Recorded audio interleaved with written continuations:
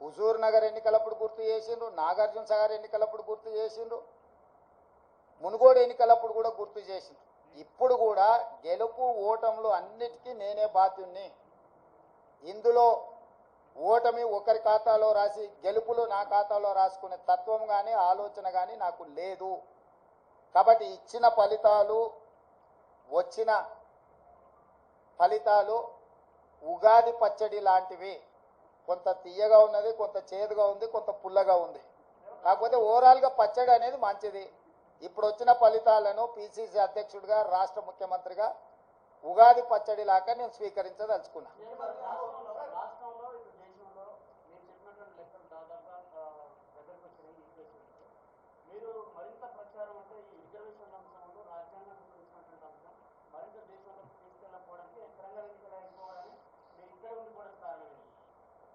మీరే అంటారు కదనే పరిపాలన వదిలేసి ఇతర రాష్ట్రాలు తిరగబోతున్నాడని.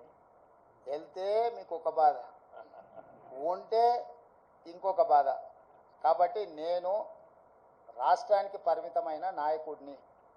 నేను పిసిసి అధ్యక్షుడిని, నేను ముఖ్యమంత్రిని. ఎన్నికల అధ్యక్షుడిగా ఎన్నికలు ఇక్కడనే నిర్వహించిన, ముఖ్యమంత్రిగా నేను ఇక్కడనే ఉండి పరిపాలనను గాడిలో పెట్టే ప్రయత్నం చేసిన. వర్షానికి తడిచిపోయిన ఒడ్లు కొనుగోలు కావచ్చు, లేకపోతే మొలకెత్తిన ఒడ్లను కొనుగోలు విషయంలో కావచ్చు, విత్తనాల విషయంలో కావచ్చు, విద్యుత్ విషయంలో కావచ్చు, అకాల వర్షాలను ఎదుర్కోవడం విషయంలో కావచ్చు, రైతు రుణమాఫీకి సంబంధించిన అంశాలను సమీక్షించడంలో కావచ్చు, రాష్ట్ర ప్రజల యొక్క సమస్యలు పరిష్కరించడమే నా మొదటి ప్రాధాన్యత. నా బాధ్యత రాష్ట్రానికి పరిమితం. రాష్ట్రంలో ఉండే సమస్యలు పరిష్కరించడం, రాష్ట్రంలో ఒక మంచి పరిపాలన అందించడమే నా బాధ్యత అనుకొని ఇక్కడికే పరిమితమైన.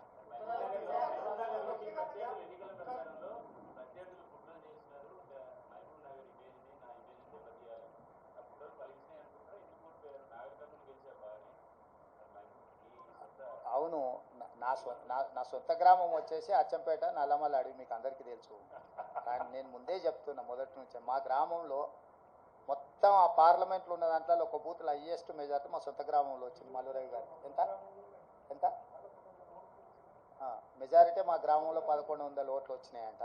సో నేనేమంటున్నానంటే నా గ్రామము నా ఊరు కాదు, కరెక్ట్. అందుకే సిట్టింగ్ ఎంపీ సీటున డిపాజిట్ కోల్పోయి టీఆర్ఎస్ ఓట్లు బదిలీ చేసింది. నేను చెప్పింది కుట్ర అదే. ఆ కుట్ర ఆ రోజు చెప్పినప్పుడు మీరు రేవంత్ రెడ్డి ఏదో బాధపడుతున్నాడు, రేవంత్ రెడ్డి ఏదో ముందే ఓటమిని అంగీకరించి మాట్లాడుతున్నాడని మీరే విశ్లేషణలు చెప్పారు లైవ్లల్లా. ఇప్పుడు నిజాం తేలింది కదా, మహబూబ్నగర్లో డిపాజిట్ పోయింది, చేవెళ్ళలో డిపాజిట్ పోయింది, సికింద్రాబాద్లో డిపాజిట్ పోయింది, మల్కాజ్గిరిలో డిపాజిట్ పోయింది, కరీంనగర్లో డిపాజిట్ పోయింది, నిజామాబాద్లో డిపాజిట్ పోయింది, ఆదిలాబాద్లో డిపాజిట్ పోయింది బీఆర్ఎస్ నాయకులకు. నేను చెప్పింది అదే కదా. వీళ్ళు పూర్తిగా ఓట్లు బదిలీ చేసి బీజేపీని గెలిపించడానికి బీఆర్ఎస్ కార్యకర్తల ఆత్మగౌరవాన్ని, నాయకులను బలిస్తున్నాడు అని చెప్పిన. ఇప్పుడు కూడా నేను విజ్ఞప్తి చేస్తున్న బీఆర్ఎస్ ఎమ్మెల్యేలకు, at the cost of your position KCR బేరసారాలు చేసుకుంటున్నాడు బీజేపీ తోటి. ఇప్పటికైనా మీరు ఆలోచన చేసి, అదేమో అంటారు కదా, ఆత్మ ప్రబోధానుసారము మీరు నిర్ణయాలు తీసుకోండి.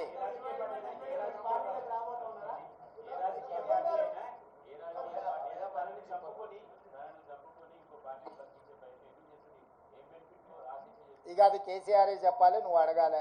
కేసీఆర్ అవయవదానం చేసిండు బీజేపీకి. ఆయన ఆత్మహత్య చేసుకోవడం ద్వారా ఆయన కిడ్నీలు, ఆయన కండ్లు ఇవన్నీ మోడీకి బదిలీ చేసిండు. ఆ బెనిఫిట్ ఏందో, బెయిలా లేకపోతే ఇంకేదన్నా అక్రమ సంపాదన అనేది మీరు విశ్లేషించాలి. మీరు ఎందుకు అన్నీ నేనే చెప్తే మీరెందుకు? రఘు చెప్పండి.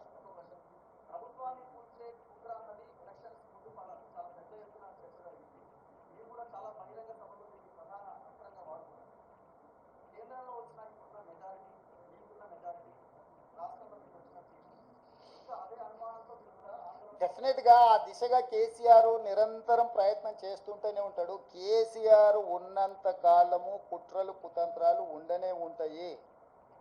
ఎప్పటికప్పుడు తెలంగాణ ప్రజలు అప్రమత్తంగా ఉండాల్సిన అవసరం ఉంది.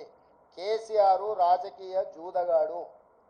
జూదం అనేది కేసీఆర్ మానడు. సర్వం వడ్డైనా జూదమే ఆడతాడు కేసీఆర్.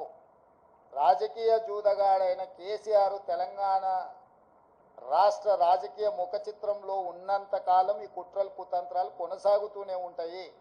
అయితే మహారాష్ట్రలో ఇట్లాంటి కుట్రలు కుతంత్రాలతోని శివసేనను ఎన్సీపీని చీల్చడం ద్వారా ప్రభుత్వాన్ని ఏర్పాటు చేయడం ద్వారా నరేంద్ర మోడీ గారు ప్రభుత్వాన్ని ఏర్పాటు చేసినా అని అనుకున్నాడు. కానీ మహారాష్ట్ర ప్రజల తిరస్కారానికి గురై ఈరోజు తలెత్తుకోలేని పరిస్థితులు మహారాష్ట్రలో ఉద్భవించినాయి. కాబట్టి తెలంగాణలో నరేంద్ర మోడీ గారు బీజేపీ ఇదే రకమైన ప్రయోగం చేస్తారా చేయరా చూడాలి. నెంబర్ 1.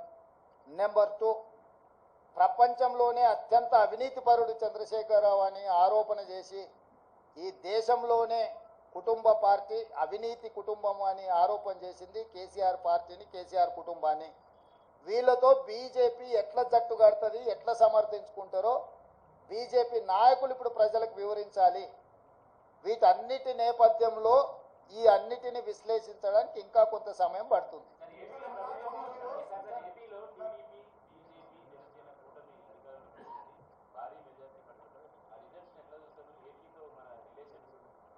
ఎన్నికల ఫలితాలను ఎట్లా చూస్తాం చారి? ఎన్నికల ఫలితాల రకంగానే చూస్తాము, ప్రజా తీర్పు పరంగానే చూస్తాము. దాంట్లో వేరే రకంగా చూడడానికి ఏముంది? ప్రజలు తీర్పు ఇచ్చిండ్రు. ఆ తీర్పును జగన్మోహన్ రెడ్డి గారు నేను స్వాగతిస్తున్నా అన్నాడు, చంద్రబాబు నాయుడు గారు నేను స్వాగతిస్తున్నా అన్నాడు. ఇక వాళ్ళిద్దరు స్వాగతించిన తర్వాత మియా బీవీకి రాజీ హోయేతో కాశీ కా క్యా ఇస్మే?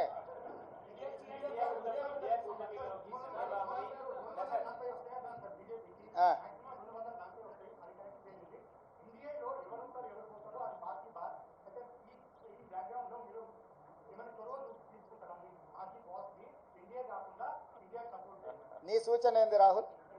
ఏం చేస్తే బాగుంటుంది? నీ సూచన ఏందంటూ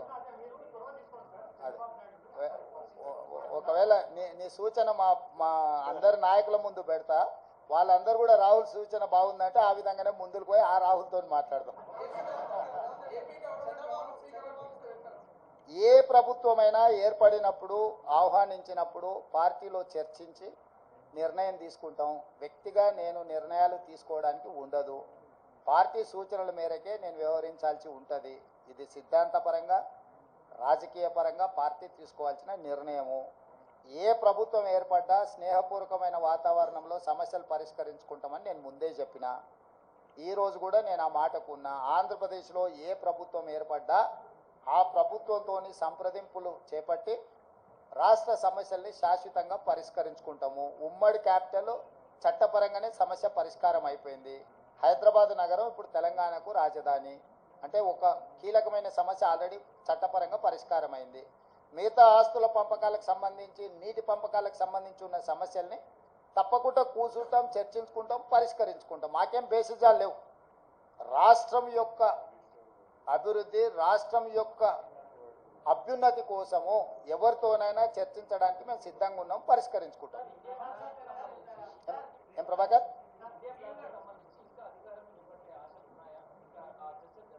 నాకు తెలియదు, నేను ఢిల్లీకి వెళ్ళలేదు. ఇండియా కూటమి ఢిల్లీలో చర్చలు చేస్తారు. మన వాళ్ళు ఎవరైనా ఉంటే అక్కడికి ప్రశ్న అడగమను.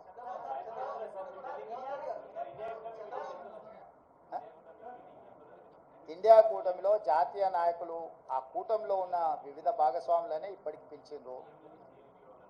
ఇంతవరకు అయితే ఆహ్వానం రాలేదు. ఏదైనా ఢిల్లీకి సూచన చేస్తే మీరు తప్పకుండా వెళ్తారు.